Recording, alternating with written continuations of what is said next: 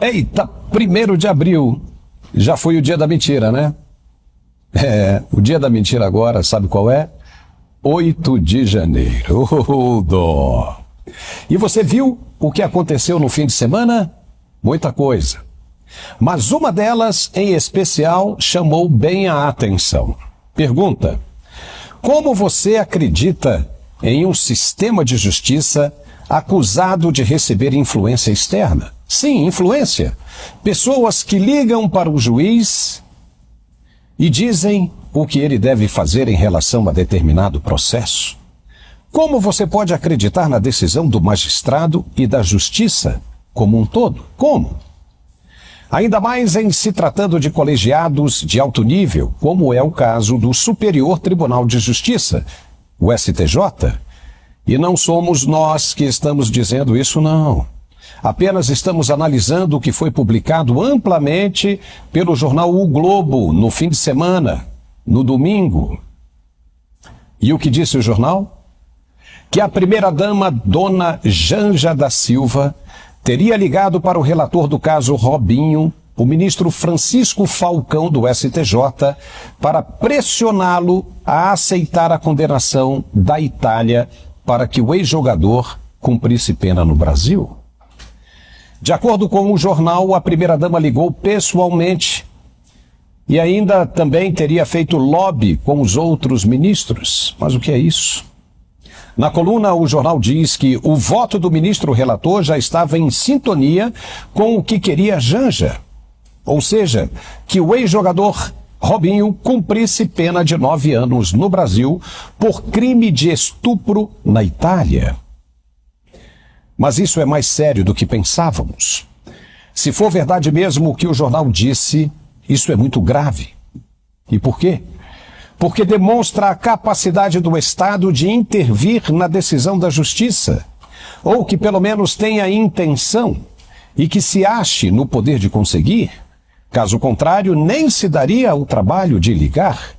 E não adianta você dizer que Janja não faz parte do governo, porque quando Lula saiu para se operar, foi ela quem despachava diretamente do Palácio do Planalto.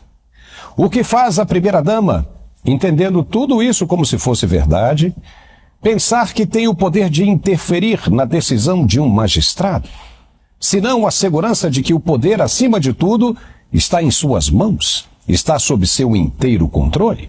Entendeu? E até que ponto a justiça estaria de acordo? Até onde vai o poder de influência da primeira-dama sobre o judiciário? E não é um judiciário qualquer de primeira instância, não. Juizado de comarca, não.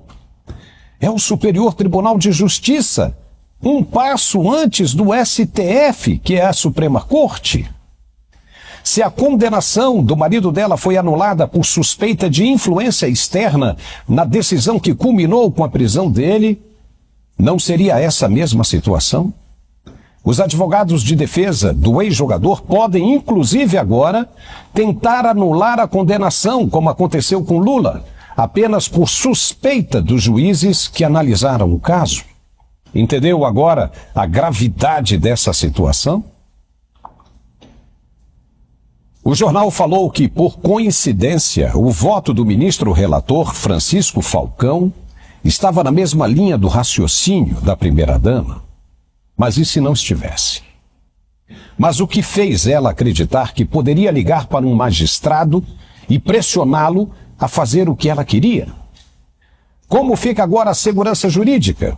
Isso precisa ser esclarecido o mais rápido possível, não pode ficar assim. E o jornal, por sua vez, também tem de apresentar provas do que disse. Veja, imagine se amanhã ou depois aparece uma ação contra alguém que seja do núcleo afetivo da primeira-dama, alguém com uma pendência no judiciário. Até que ponto ela vai influenciar para que a decisão seja do agrado dela? Para que o acusado seja inocentado, por exemplo?